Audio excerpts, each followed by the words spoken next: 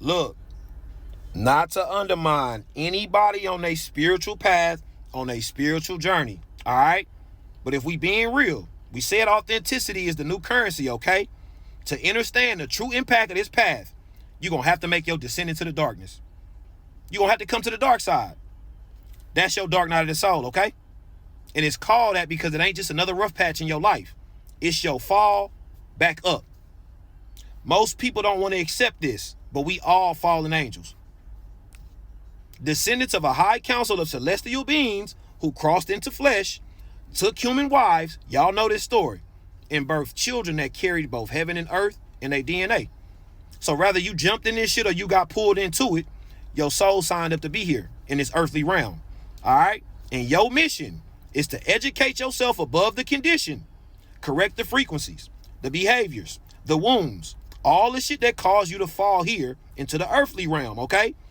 So if you ever hit a point where nothing feels real anymore, or the people you love start feeling like strangers, and it feel like your world is slipping through your hands, that's your call. That's your knock at the gate. It's the same knock I heard one night mid-argument with my girl. Pure tension. Y'all know how that shit go. Toxic. It was like the room was holding its breath. That's how thick the air was. In that moment, I knew the real test wasn't about her, though. It was about me, going within. Ancients call this PERT HERU. Look it up. The book of coming forth by day. But this ain't no bedtime story, okay? It's a manual for the living. And this duat that they spoke about is not something outside of you. It's not something in the afterlife. It's inside you and I. A map they carved into our biology. Them Kemites were leaving us neural blueprints. All right? Anubis, that's your limbic system. Guiding you through emotional terrain, okay? Thoth, some of y'all favorite. That's your corpus callosum, bridging the two halves of your brain.